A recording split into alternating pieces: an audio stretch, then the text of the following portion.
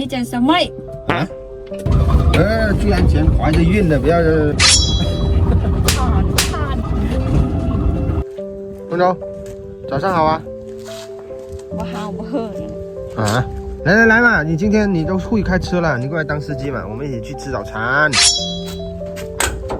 啊，这婆娘一大早干嘛呢？动不动就给我甩脸色，今天你干嘛呢？啊？来，今天奇怪了，一大早了，感觉他心情特不好，门也不给我开，你锁着门我怎么上车？干嘛了？一大早的，开车也带着一股，好像带着一股气，干嘛呢？一大早的。我梦见你讲什么？啊？你梦见我找小妹？啊？居然前怀着孕的，不要梦见。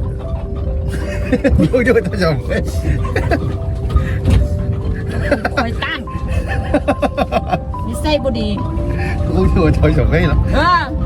เล่าให้ฟังเลยอยากรู้ว่าไปหา小妹เป็นไหนเมื่อคืนนี้ค่อยฟันว่าเจ้าหันน่ะพาผู้สาวไปอาบน้ำผู้สาวใส่บิกินี่งามให้งามว่าฮัตตะนมกับอีโมเข้ามึงกอดกันลงน้ำดูเมียห้องว่าปากกับเบิ้งเมียไม่ใส่บุหรี่เมียมีลูกมีลูกก็ได้ก็ส้มใจเมีย不要生气嘛ข้าจะที่มันแต่เมื่อคืนนี้เขาลุกมาเขาบอกหน้าค่อยๆบีบคอเจ้า不要生气嘛เจ้าหูน้ำบอกความฟังคนเป็นเนาะก็ได้คนลงไปน้ำหายแท้หายว่าเป็นเจ้าเบิ้งอันอูมพุทธาเกิดอนาคตกันลินอยู่ก็ยังจนเขาจะแทงทุก开车去安静，不要这样，不要这样不要生气嘛。小妹漂亮吗？你告诉我了，我都不知道我找个小妹，你很漂亮吗？安不？漂亮不？sexy不？漂亮。เลี้ยงนมใหญ่คนใหญ่เหมาะสมเจ้า原来是昨晚他做梦见了，他说梦见了我出去找美，而且还是比基尼美女，所以他心里面不爽，怪不得呢，早上一起床那脸黑黑的。哎，人家都说了，เขาละใจเองเลยอะไรกินข้าวละใจเองต้องเอาเงินไป你的钱也是我的，我的钱还是我的，好不好？你不好啊？นะคุณพ่อข้างล่างคุณ 他还说要把我赶到后面去做，来摸一下吧，摸一下。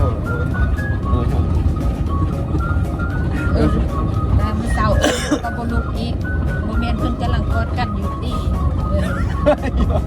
ลูกก็บ่ลุก哎呀，女人一生气啊，มีความสุขหลายดีคืนนี้这无理取闹起来太厉害了。宽恕，你梦见的那个女孩子是你，梦见的是以前的你，知道吗？真的。怕我？我จะฆ่านี่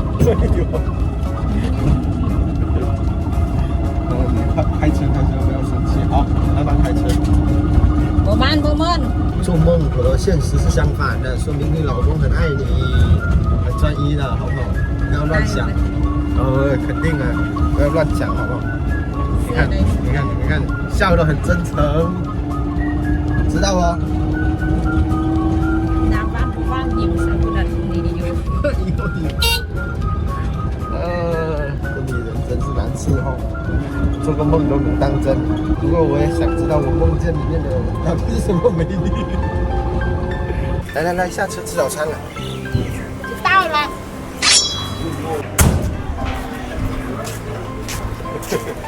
生气不要这样子。别喊吵我。我不是我们饱了看他吃早餐，他也不吃，他说他做梦饱了。这女人真是难哄，是不？不是是吗？吃这个吗？喝奶。บ่เคยบ่กินอย่างเราอิ่มแล้วเมื่อวานนี้ฟันอิ่มเราพอใจแล้ว看来今天我得多吃一点，吃饱点，回家好好哄老婆。幸好他的中文不那么过关，我说啥他也听不懂。不要生气嘛。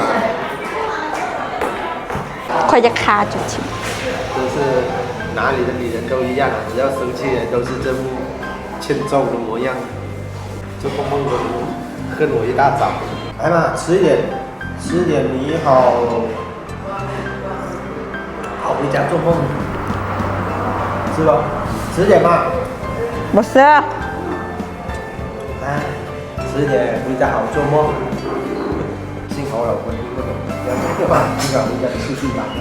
我จะพานี่ 不要生气了，迟一点。这女人一生气，哪里的都是一样的。迟一点嘛，来，香香。我不是，香了。买单的。不买。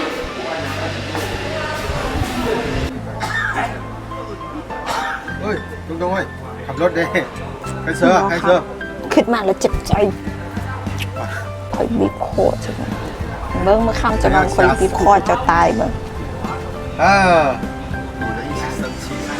ไป 那还要自己回去当司机？哎，开车嘞，开车吗？ เนาะ 不要生气嘛。 เนาะ 好了，先开车了，我们下期再见，拜拜。